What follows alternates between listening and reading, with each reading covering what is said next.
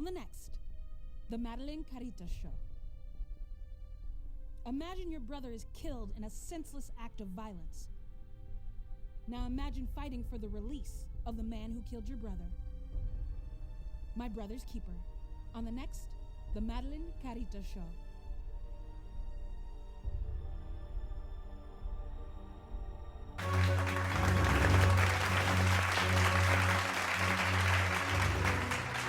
Imagine that your brother is killed in a senseless act of violence. Now imagine forgiving the person who killed your brother. Today on the Madelinekarita show, I'd like to welcome our guest, Jeremy Johnson. How are you doing today? I'm doing well. Thank you for having me. You've been through a lot. Yeah. You've been through quite a bit. Before we get into the incidents of that night, I kind of want to get a feel for your early life and who your brother was. Where did you grow up, or? Yeah, I grew up in Tucson, Arizona. I know Tucson. Yep.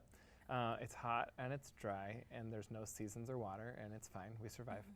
My family growing up, it was my parents, my older sister, myself, my younger brother. Okay. We fought like siblings do. I got along with my sister really well, my little brother not so well. So this was your younger brother that has passed? Yes. Okay. Yep. Yeah.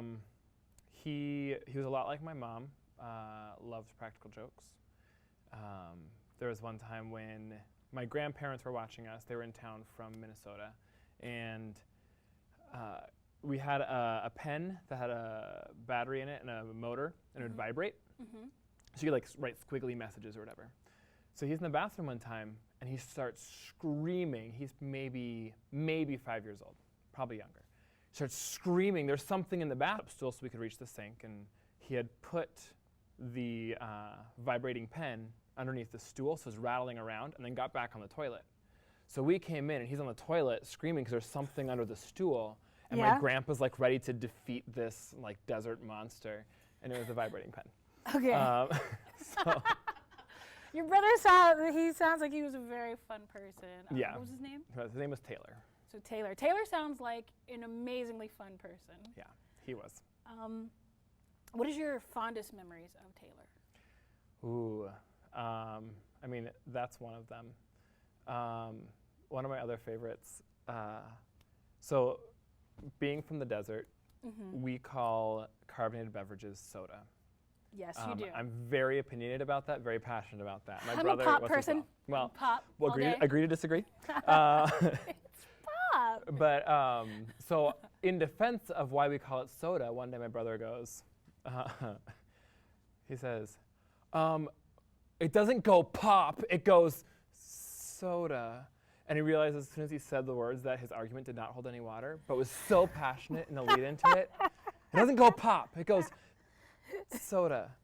And there's little things like that throughout our lives where he would dive in head first into something and then realize that he was wrong, but commit. He really wanted a pair of skinny jeans before they were super popular, and my parents bought them for him, and they were too skinny, but they were really expensive. So he had to pretend like he loved them and would like make himself wear them, even though he could barely fit in them. Okay. It was great. That's awesome. That's awesome. And I think you mentioned to me before your family. Your father's a pastor. Yes, he's been a pastor since I was in about second grade. So grew up in a pastor's family. So what was it like being a pastor's son? Well, not my favorite. Okay.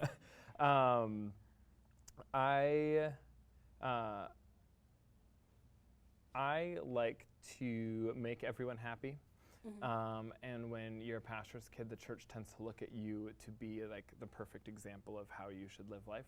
Whether or not they intend to, I assumed that was what they wanted of me. So I had a hard time finding a healthy balance of like not being rebellious for the sake of being rebellious, but then also allowing myself to make mistakes. So I had a really hard time with that. And then when I was 13, my mom passed away from breast cancer. She had been sick for 2 years. And in that whole time, because my dad was the main teaching pastor of the church, everyone felt like they knew him, and a lot of them did know him well. And by proxy, they felt like they knew us well. So Okay. people I barely knew are like, how's your mom doing? How's your mom doing? I'm like, you don't know me. You're not part of my life. Go away. So this really private, personal thing that our family was going through had hundreds of people who felt like they were part of it as well. So middle school-ish, when that was all happening, I really came to resent being a pastor's kid because I didn't feel like anyone that seemed to care about our family cared about me versus like what was happening to me, if that makes sense. That definitely makes sense. Yeah. There are people who, they like to show faces. They like to show faces, but in the end, it's just showing faces. It's not, they don't really care about the actual well-being. They just want to make it seem like they do. I understand. Yeah, well, and I don't think that they were putting on a face as much as they didn't know me well enough to care for me. Okay. Right, so they wanted to be helpful. They wanted to care. But it's like, we don't have a relationship, and you can't just jump in when this tragedy is happening if you don't know me. So I think it was well-intentioned. It was just completely unhelpful, like 80 or more % of the time when it was happening. I understand. So, yeah. So you've definitely had a few brushes with tragedy. So I'm going to start talking about your brother. Yeah. How old was he when he passed? Oh, I have to do math.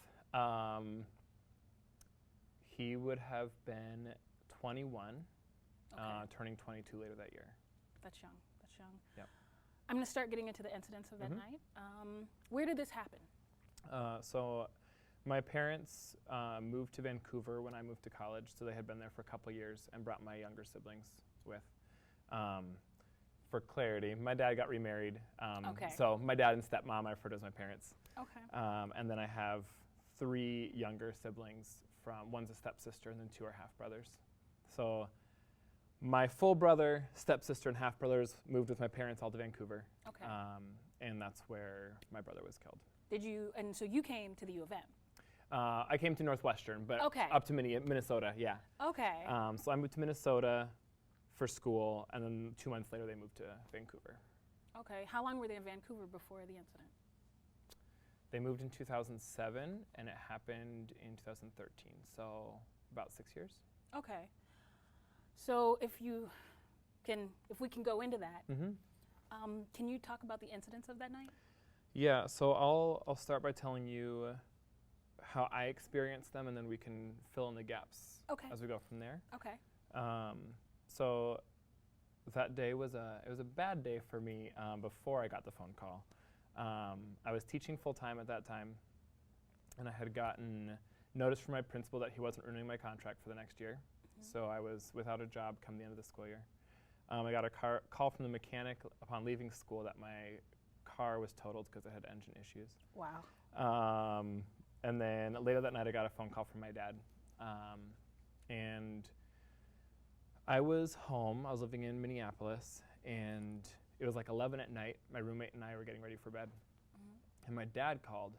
And our family doesn't really talk on the phone all that much. We'll text or we'll FaceTime. So a phone call is unusual, especially at night, unless there was something preceding it, like, hey, are you up? Can we talk? So I knew immediately that there was something going on. And he told me, I answered the phone, he said, like, I think he asked me if I was able to sit down or if I was with someone, or, and then he said, I'm really sorry, and then just started crying. Wow. And then he told me that, he said, your brother died. At that point, he was in Phoenix finishing up his PhD. He was there for just a couple days. I was in Minnesota.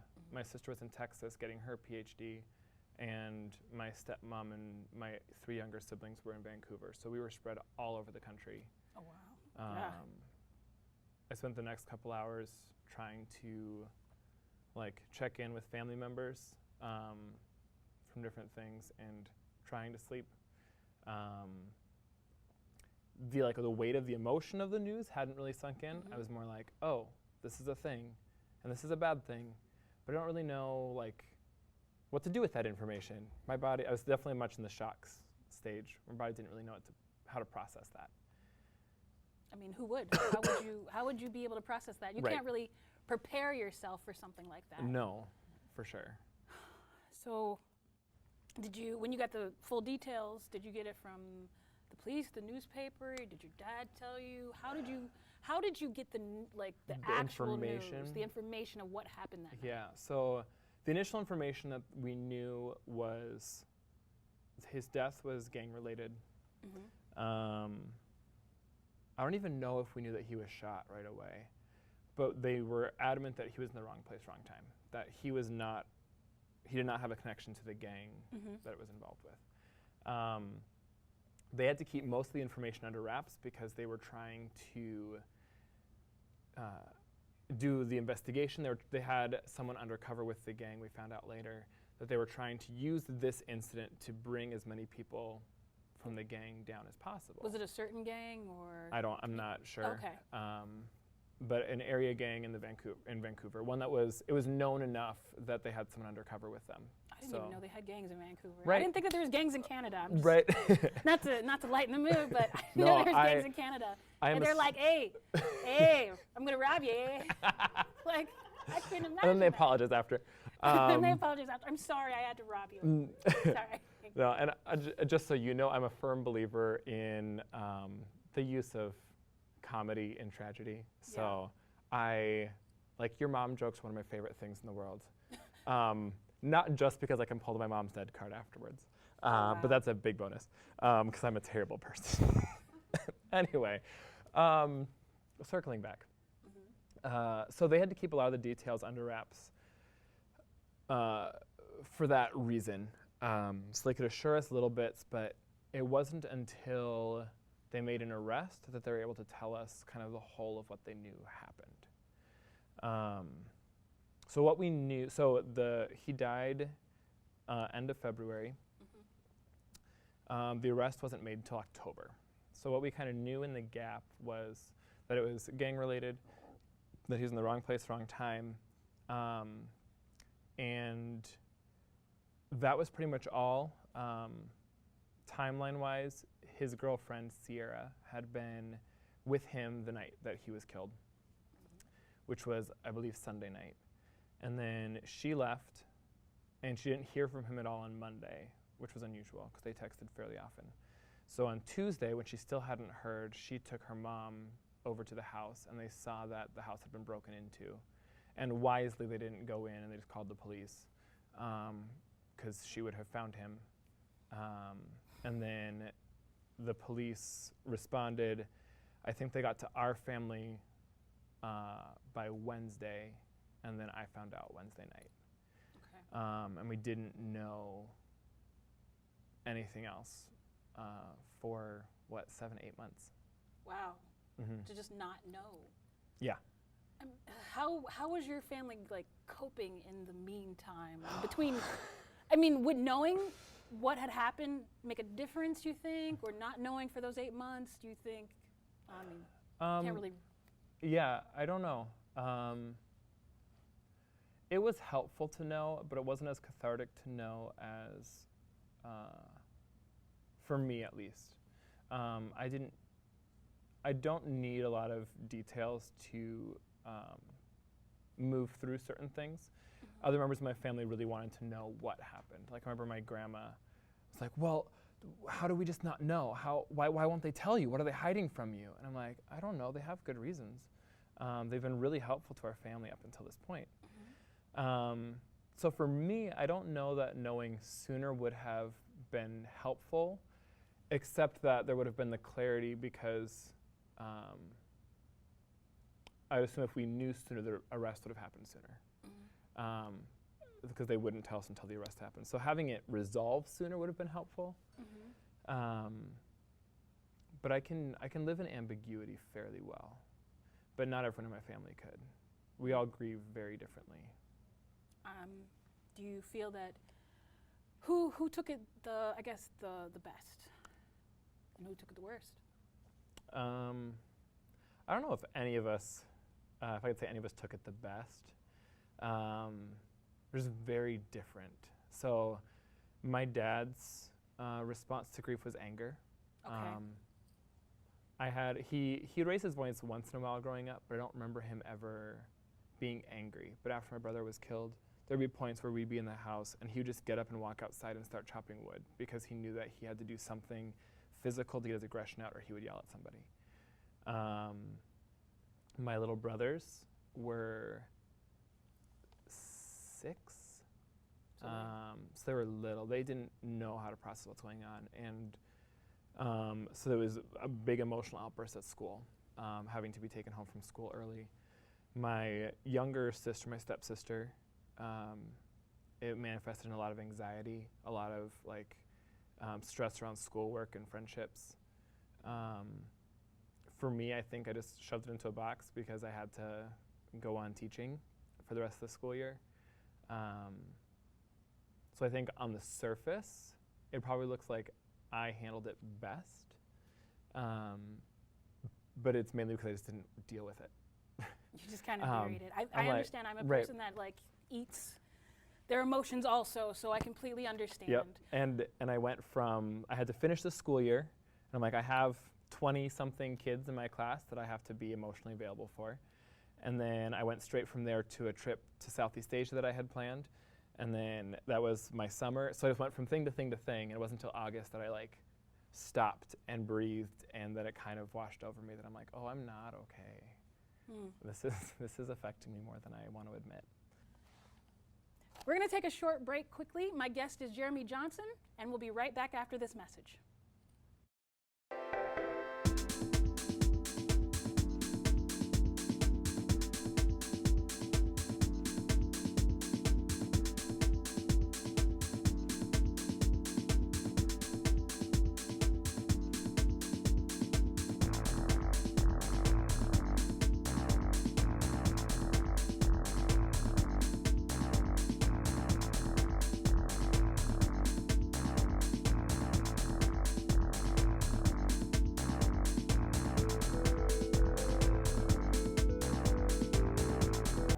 Welcome back. This is the Madelinekarita Show, and I'm with my guest, Jeremy Johnson. Hello again. So we left off in how you found the news. Mm-hmm. Let's get into the meat and potatoes, I guess. What happened that night to your brother? Yeah, so he was house sitting for someone. I don't know who. They weren't able to track him down after he kind of just disappeared. But he had a marijuana grow up in the basement, and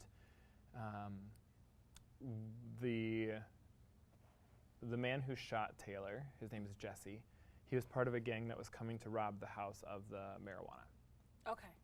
And the front of the house had enough locks on it. They went around to the back, and there was a glass door on the back. So they decided to shoot out the glass door, and Taylor was on the other side of the door. Yeah. So he wasn't even close to being a target. He was just happened to be there at the wrong time. Literally the wrong place, wrong time. Had he been in any different room in the house, it might have been different. Wow. And so, yeah, and so Jesse's the one that had the gun, pulled the trigger. They went inside, and Jesse also was only 21 when this happened, same age as my brother. Okay. And when he saw Taylor, he knew that he had messed up, right? And he asked the guys if they could, they're like, we need to go. We need to get out of here. And whoever was leading the raid, I guess, was like, no, we're going to finish what we started. And so he made them finish stealing the pot and then leave. But from the moment that Jesse realized that he had shot someone, he regretted that choice. Okay. Yeah. So that's just really, it's a lot to process. Mm-hmm. Just wrong place, wrong time. What about the friends he was house sitting for? I know nothing about them. We know nothing about them. I don't even know how much the police know about them.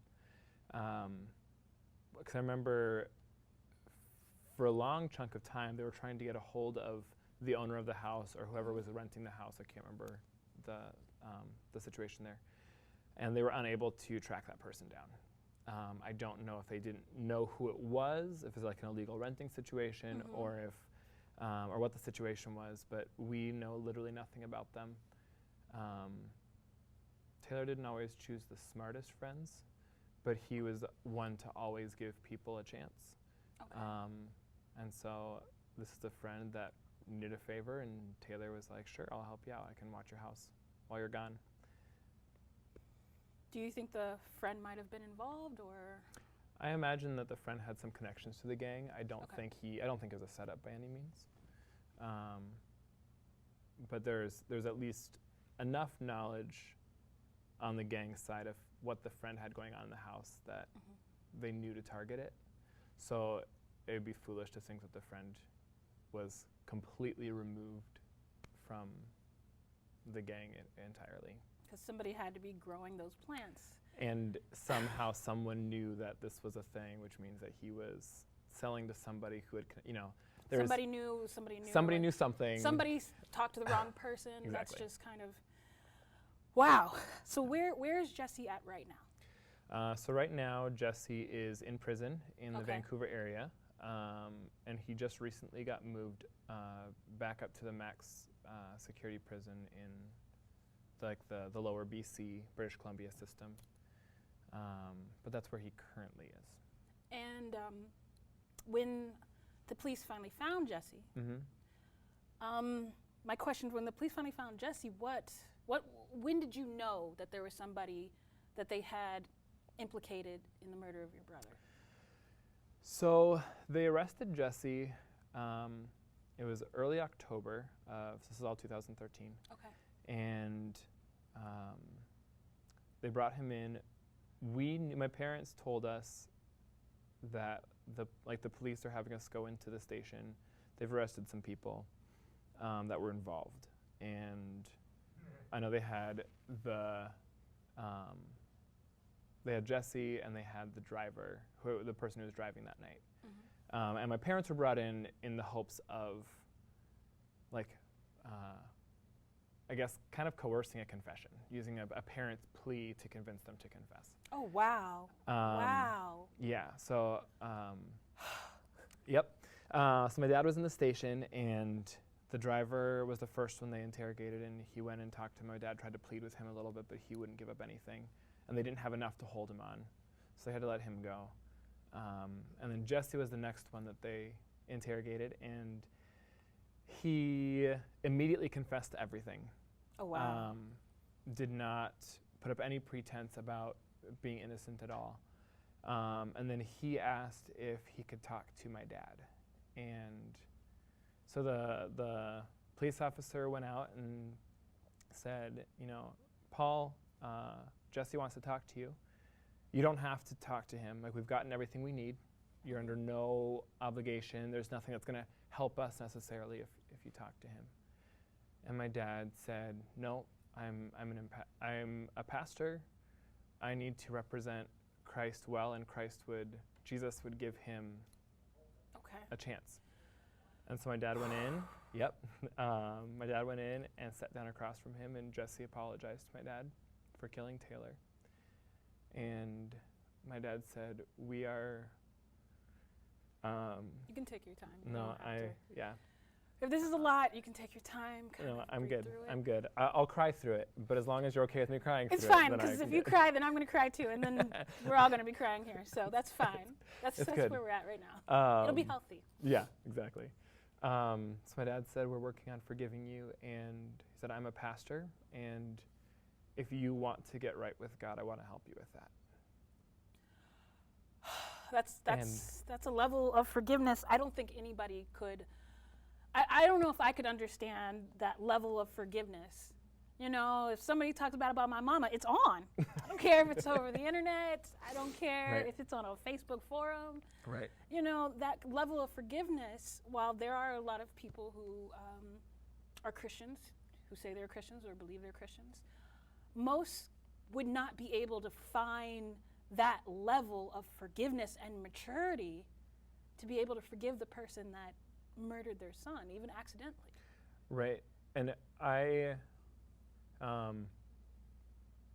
to my own detriment, I never saw my dad as a strong person growing up until that moment, until I heard that and I realized who my dad actually was because of the amount of strength it would take to look at, especially knowing that his main grief response was anger, right? Like he would get angry when we were around and we did nothing wrong in that situation.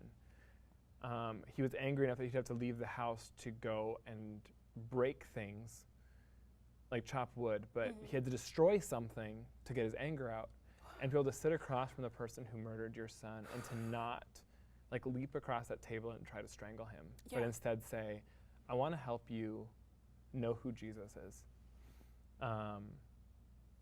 It was the first time I really saw his strength and appreciated it. Okay. So that was 2013. Mm-hmm.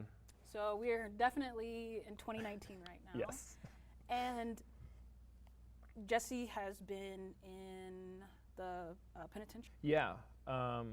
So when they arrested him, after my dad talked to him in the police station, because he was being charged with a crime, the family wasn't allowed to have any contact with him until the sentencing happened.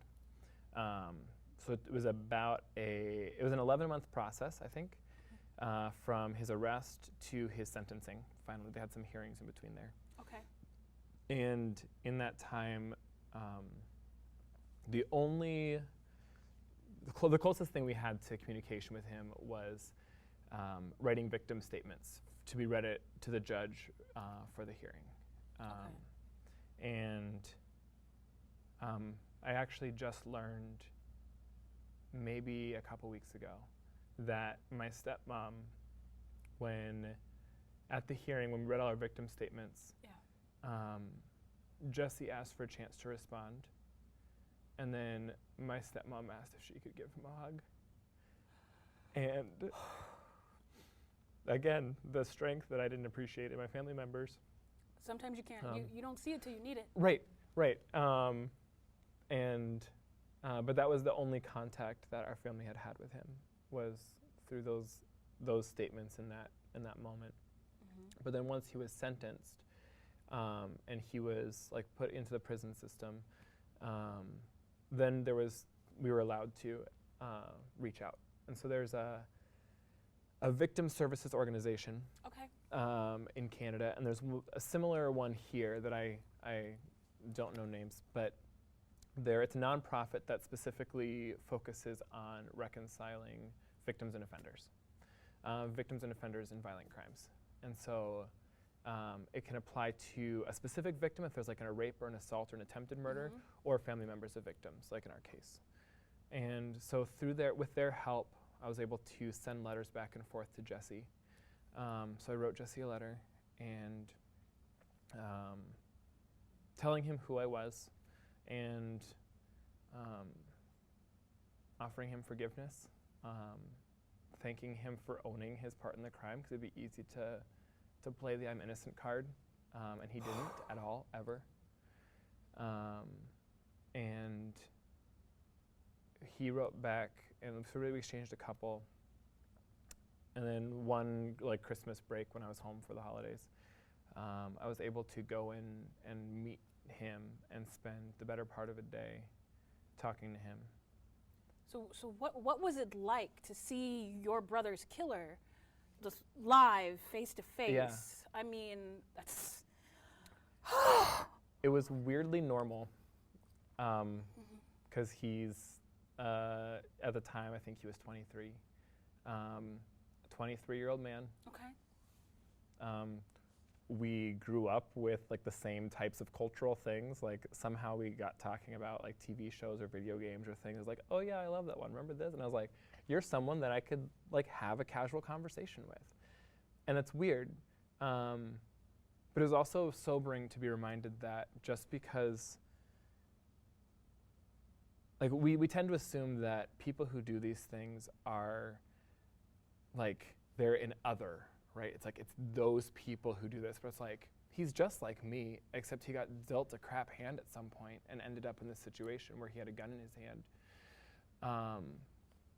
But we grew up in the same time. We shared cultural things. Had we been in the same school, there's a good chance we would have gotten along, you know? Mm-hmm. He and my brother probably would have been friends, knowing my brother. And we met Jesse for a few hours, and then we went to lunch. And the people who were working with the organization that were helping facilitate this encounter, at lunch we were talking, like, how's it going? I'm like, oh, it's going fine. He's easy to talk to. And then one of them says, when we get back, you need to have like the hard part of the conversation. I was like, oh, I know. Mm-hmm. I know I need to do that. But it was so easy to talk to him that I was like, well, I'm just gonna, we don't have to talk about the fact that you murdered my brother. That's fine. We can just talk about video games and TV shows. But that was the thing that was most striking about that whole conversation, was how normal talking to him was, how much of a normal person he is. Mm-hmm. I don't know if that would make it better or worse for me, because if you can run around and see them as this monster from a nightmare or from underneath a child's bed, then for me it almost would make it a little bit easier, I guess. Yeah.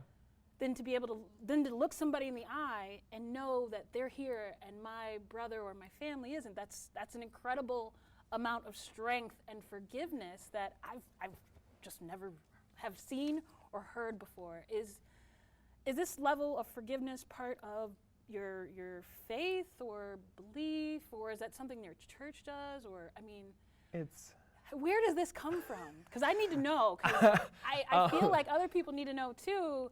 Because this level of maturity is something that I've never met a person that has been able to do this. The short answer is I don't know where it comes from. I don't think, if you asked anyone in my family, I don't think any of us would tell you that we mustered up this forgiveness, that we mustered up the strength for this, because we definitely didn't. Okay. We are all a hot mess, collectively and individually. But I think like where it comes from is like the way I understand Christianity, the way my dad understands and has like led us through our lives in terms of Christianity is that we all screw up every day, and the things we screw up with might be smaller or bigger depending on who we are, but God is perfect. If God is perfect, then anything we do that's imperfect makes us dirty. It makes us other. It makes us separate. It makes us, unable to be with a perfect person. Mm-hmm. You're not going to take muddy shoes and walk into a white carpeted living room. No matter how much mud is on those shoes, it's going to stay in the carpet. Mm-hmm. But God says, I don't care how muddy you are. I don't care how dirty you are. I forgive you, and I want to make you clean so you can come and be in this pristine space, right? And the older I get, the more I see all of the little ways that I screw up every single day, all the little dirtiness that I am. And if God is able to say, I want to not only forgive you, but to clean you and make you able to come and be with me, who am I to not at least try to forgive other people? And I have not murdered someone, no. But I have done things that would be offensive to perfection. And I'm not perfect. So who am I to hold Jesse to a higher standard than God would? Like, God would forgive Jesse, and God's perfect. So it'd be incredibly arrogant for me not to try, right? I think that's where our family comes in. On top of that, being vindictive doesn't bring Taylor back. It doesn't. And Jesse rotting in prison for the rest of his life also ruins his mom's life. Then she loses her son. And that doesn't bring Taylor back. That doesn't justify our pain. Our pain doesn't go away because someone else suffers. It might feel good, but it doesn't solve it. And the idea that if our family's forgiveness, if our family reaching out to and caring for Jesse can enable him to do better, to be better, to love someone better, to find someone in a gang and say like, hey, I was in that and it was awful. Let me help you get out. Like, that makes my brother's death mean something. That's where I feel like there was some sort of purpose to this. It may not have been the way I would have wanted it to go down, but it's more purposeful than rot in prison for the rest of your life.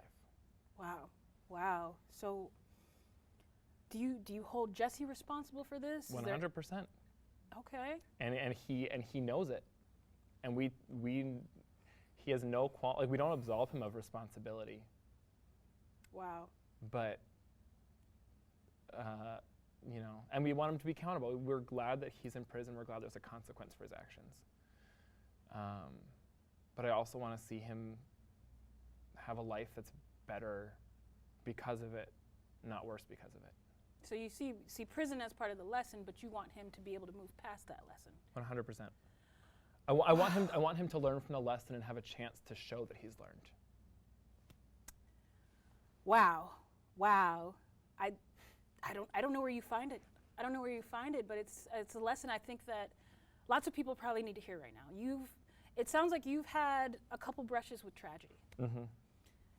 For somebody who would be sitting at home, who might be dealing with their own tragedy, their own personal moment where they have to find forgiveness or maturity in a situation, what would you tell them?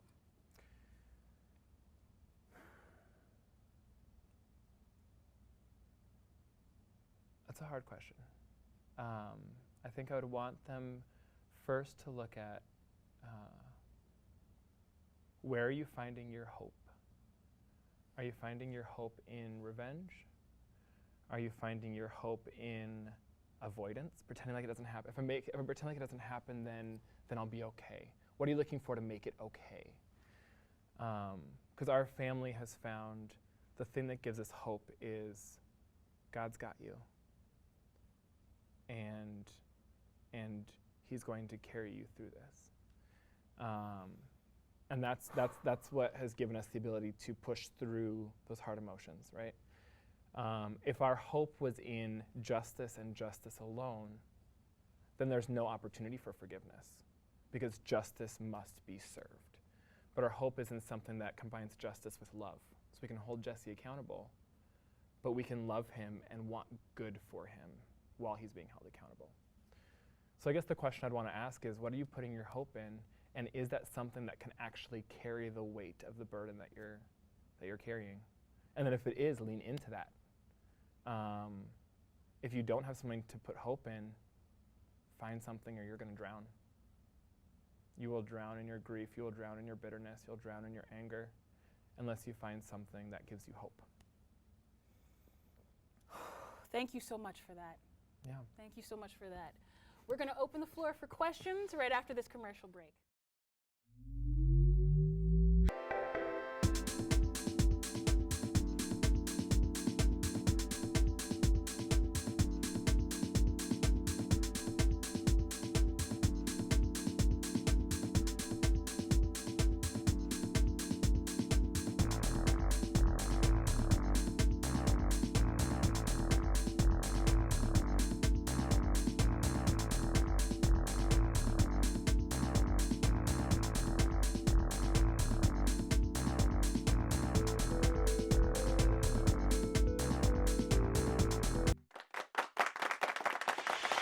Welcome back to the Madelinekarita Show. I'm here with my guest, Jeremy Johnson, and we've just opened up the floor to the audience. Do you have any questions for Jeremy? Yes, I do. As a result of Jesse being arrested, were they able to arrest other gang members? Unfortunately, no. So part of the reason why they had waited so long to arrest him was because they wanted to bring down more members, but they had to pull the plug because it was getting too risky for the undercover cop. So they were not able to bring down anyone else with him, unfortunately. Thank you. Thank you. You can come on up here. Okay, question for Jeremy? Hi, Jeremy. Thank you Hello. for coming today and being honest and open. Absolutely. I'm the kind of person that kind of believes in consequences. So if you carry a gun, you're going to probably use the gun, right? Mm-hmm. I mean, that's a fact of life. Yeah. So I'm just wondering, you said that when you were younger, you were pushed aside because your dad was a pastor. So this incident with Taylor, did it help you come closer to God? Yeah. Yes. In short, there's been a lot of other things that have happened in my life that have made my relationship with God complex. But I think it put me in a position where I had to acknowledge that He is my primary hope. That there is, like, I can't hope in these other things because work is not sufficient to meet this hurt. Family is not sufficient to meet this hurt. Friends are not sufficient to meet this hurt. And so it put me in a position where I was forced to depend on Him more and to look to Him more for that help and that hope. So I definitely think that it has brought me closer to Him. And then other things in life, as I've grown up, have complicated that. But yeah. Thank you for that question. Most of us will never know what it's like to lose a loved one to violence. Or if we did, we would never know what it's like to find the level of forgiveness and maturity that you obviously possess. Thank you for sharing your amazing story with us. I'm glad that you were able to open up to us. Thank you for having me. I'm glad I was able to share it.